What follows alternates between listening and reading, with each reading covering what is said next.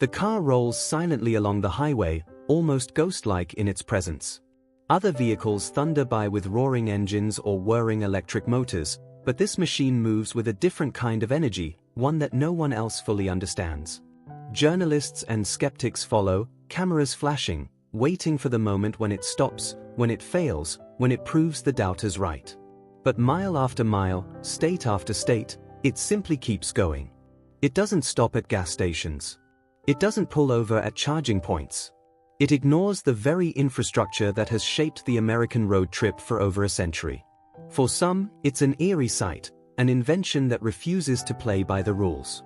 For others, it's the single most exciting piece of innovation they've ever witnessed. At night, the car glides through cities glowing with neon lights. Crowds gather, trying to get a glimpse. Some wave in support, others watch with suspicion, asking themselves how it's possible. Mechanics step forward to examine it, and yet, there's no trick. No hidden fuel tank, no external generator. The vehicle is what it claims to be, self-powered. The journey becomes more than just a test of technology, it becomes a symbol of global disruption. This isn't just about Africa creating a car. It's about Africa rewriting the rules of energy, transportation, and industry.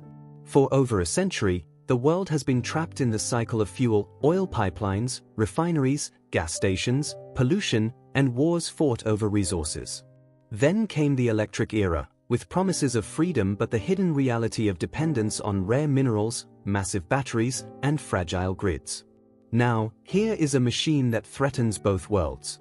A car that answers to no pump, no socket, no company. The trip grows harder as it enters the deserts of the American Southwest. Temperatures soar, dust storms rise, the sun blazes relentlessly. Any normal car would struggle, batteries overheat, engines strain, but the self-powered car moves forward as if nothing has changed. It doesn't need to conserve energy, because its supply is endless. It doesn't hesitate, because it doesn't fear running out. By now, the world is watching. News stations cover the journey live. Hashtags trend across social media. Some call it a miracle.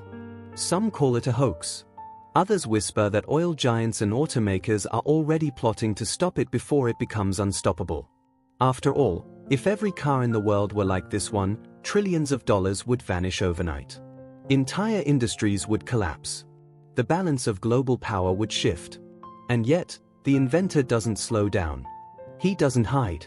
He allows scientists, engineers, and experts to ride along, to measure, to test, to observe. And they all report the same thing: it's real. The car really is self-powered. As the Pacific coast comes into view, something shifts. The crowd is no longer skeptical, they are inspired. This car isn't just a machine. It's proof that innovation can come from anywhere. That a continent often overlooked for its contributions may in fact hold the key to the next great leap in human progress. The vehicle stops at the edge of the ocean. The journey is over. From the Atlantic to the Pacific. From doubt to proof. From theory to history. The world now faces a question it cannot ignore. What happens when transportation no longer depends on fuel or charging? The implications stretch far beyond the car itself. Imagine cargo ships sailing endlessly without burning oil. Imagine airplanes flying across continents without refueling. Imagine homes powered indefinitely, cities free from blackouts, and nations no longer tied to resource wars. This invention doesn't just change the way we drive. It changes the way we live. But revolutions are never easy. Powerful industries will fight to maintain control. Governments will hesitate, afraid of what they cannot regulate. Yet the people, ordinary citizens, see something else. They see freedom. They see independence. They see a world where mobility and energy are no longer luxuries, but rights. And so, the coast-to-coast journey is more than just a road trip. It is a declaration. A message to the world: the future is here, and it cannot be stopped. The road ahead will not be smooth. Challenges remain, forces will resist, but history has already been made. A car that powers itself, born in Africa, has crossed America without fuel, without charging, without limits. And from this moment forward, the world will never look at transportation the same way again. The Coast-to-Coast Challenge was meant to silence critics. Instead, it lit a fire. The world is no longer asking, is it real? The new question is, what happens next? Because if a self-powered car can cross America, then the very foundations of the global economy are under threat. Think about it. The oil industry, worth trillions, relies on constant consumption. Gas stations exist on every corner of every city. Nations rise and fall based on who controls the flow of crude.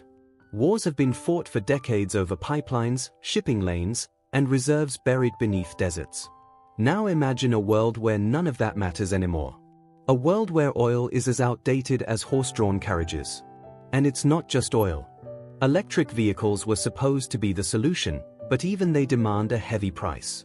Gigantic lithium mines tear apart landscapes. Cobalt, often sourced under brutal conditions, fuels the battery boom.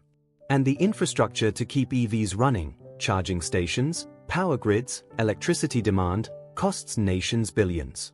But this car needs none of that. No oil. No gas. No plug. No charging. It simply runs. That's not just innovation. That's disruption. And disruption always creates enemies. Behind closed doors, meetings are happening. Oil executives sit around polished tables, whispering about the danger. Car manufacturers study the blueprints, wondering how they missed something so obvious. Governments debate whether to support or suppress it. Because while some see freedom, others see chaos. If every citizen could drive endlessly without fuel or charging, how would governments control energy markets? How would corporations profit? History tells us revolutions don't happen smoothly. When electricity was first introduced, gas lamp industries fought to discredit it. When the internet was born, telecom giants tried to strangle it before it spread. Now, the same battle is unfolding again, this time with transportation and energy combined. But here's the difference. This revolution didn't come from Silicon Valley, Tokyo, or Berlin. It came from Africa. And that fact alone makes it harder for the establishment to accept. Because it challenges centuries of narratives where Africa was always the consumer, never the creator. Now, Africa is not just part of the conversation, it is leading it. Public reaction is divided. For millions of people, the coast-to-coast journey is a symbol of hope. Social media explodes with hashtags, #FreeEnergy, #AfricaLeads, #CarVeTheFuture.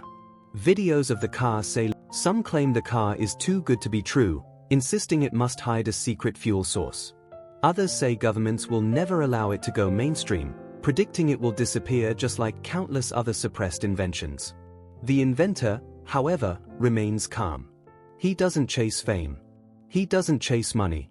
He says only this: the world deserves freedom. The people deserve power. I cannot stop what has already begun. Beyond cars, the implications are staggering. If this technology can scale, it could transform the entire planet. Cargo ships, which today burn millions of barrels of oil, could sail endlessly without fuel. Airplanes could cross the globe without refueling. Factories could run non-stop, cities could power themselves, remote villages could have electricity forever. Poverty, tied so deeply to energy access, could shrink dramatically. It would be the dawn of a new age, an energy age beyond fossil fuels and beyond the limits of batteries. A world where energy is no longer something you buy, but something you simply have. But here's the haunting truth: the bigger the invention, the stronger the resistance. Revolutions are not crushed by science, they are crushed by power. The real test has just begun. The coast-to-coast drive was only the first chapter. What comes next will decide whether this car changes the world, or whether it becomes another forgotten headline. And so, the story doesn't end with the Pacific coast. In many ways, that's just the beginning. The inventor has proven the technology works. Now he faces the hardest road yet, convincing the world to accept it. Because the car may have crossed America. But the true journey is only just starting.